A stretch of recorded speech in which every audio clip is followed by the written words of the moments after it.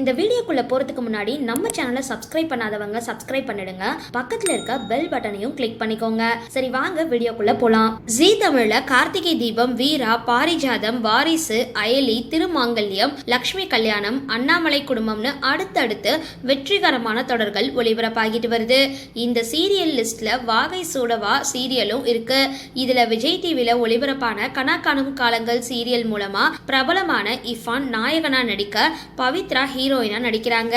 இந்த வாகை சூடவா சீரியல் கடந்த ஜனவரி மாதம் தொடங்கப்பட்டு திங்கள்ல இருந்து சனிக்கிழமை வரைக்கும் இரவு 9:30 மணிக்கு ஒளிபரப்பாகிட்டு வருது.